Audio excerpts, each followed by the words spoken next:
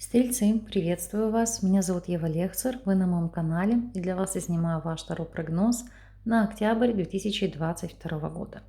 Стараюсь для вас расклад описать несколько заранее, чтобы вы могли спланировать свой грядущий месяц и, так сказать, посмотреть, на какие моменты вам стоит обратить внимание, чего опасаться, на что сделать акцент и что вас непременно порадует. Надеюсь, что эта информация будет вам во благо, поэтому приступим. Помогут мне сегодня в этом символон, это оракул и колдовское таро. Поэтому настраивайтесь на расклад и будем с вами смотреть. Общие энергии месяца, что вас ожидает в плане работы, финансов, здоровья, личной жизни, рекомендации от карт. Так, общие энергии месяца. У вас здесь ложится аркан Мир. Для многих аркан этот будет говорить о реализации через сеть интернет. То есть это социальные сети, вы можете продвигать свои проекты, вы можете открывать интернет-магазин, вы можете обучаться через интернет, работать через интернет. Это карта туризма, это карта изучения новых языков. Для кого-то также поездки, переезды, смена места жительства, эмиграции. И в принципе, знаете, как завершение одного цикла, переход на другой жизненный этап. Посмотрим, в каком именно ключе это отзовется для вас. Как мы видим, с арканом Дьявол, и Мир, и Дьявол, видите, здесь это карта тени ваших страхов. Ситуация, в которой вы страхуете себя сами, это попытки избежать для вас чего-то страшного, каких-то зависимостей, каких-то оков.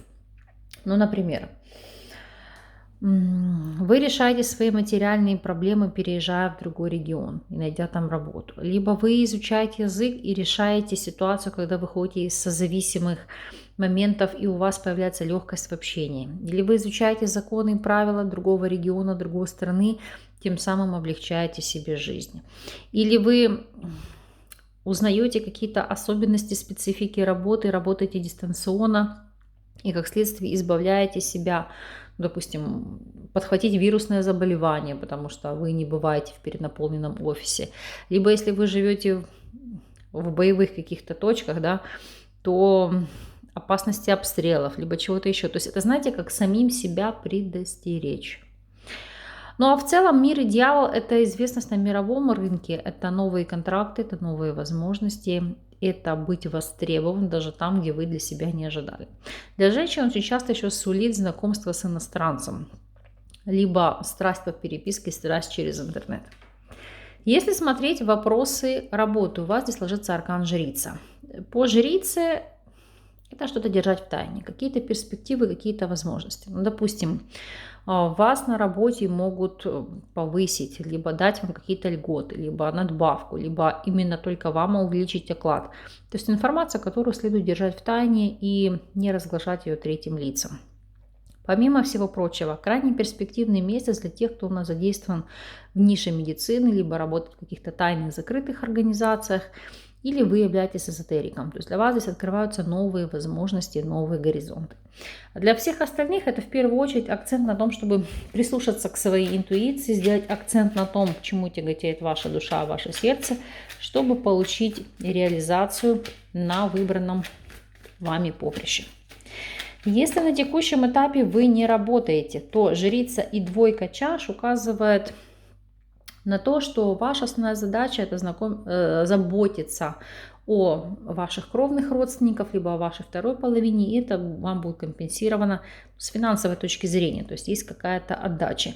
И помимо всего прочего заниматься любым делом, любимым делом, которое вам дает воодушевление. Если вы в статусе соискателя, то Жрица и, как мы видим, карма, как правило, здесь у вас могут проснуться родовые вещи, родовые задатки. Вы можете пойти в нишу эзотерики. Понятно, что все в эзотерику уйти не могут.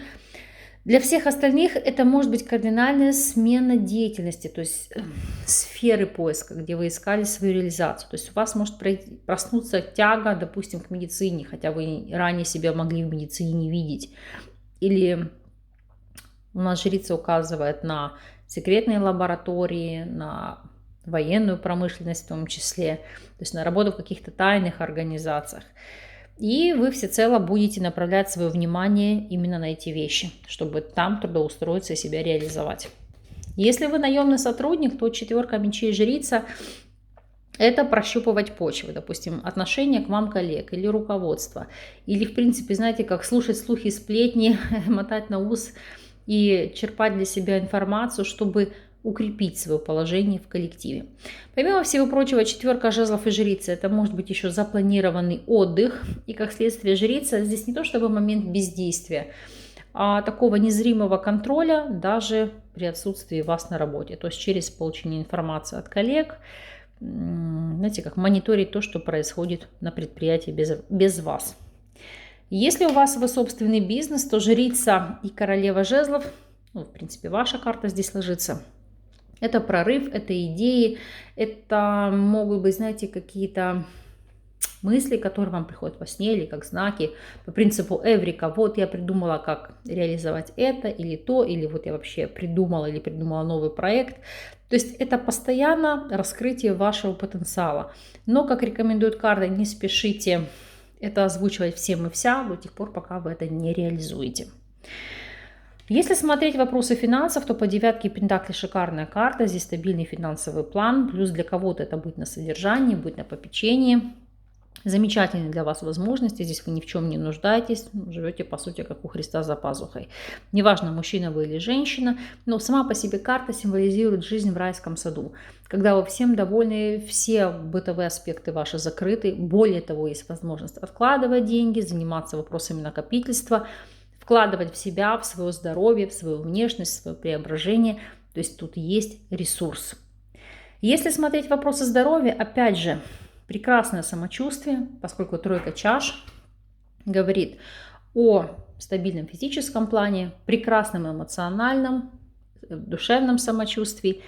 Единственная поправочка, что если кто-то увлекается вопросами алкоголя, либо есть пищевая зависимость, и не просто там от сладкого, просто, да, как я говорю, вопросы чревоугодия, то 3 чаш может здесь сыграть злую службу, потому что это акцент на вопросах диеты, вопросах питания, пересмотра, в принципе, того, что вы едите, как вы питаетесь, так как часто данный аркан указывает на проблемы работы с поджелудочной железой и, как следствие, с печенью.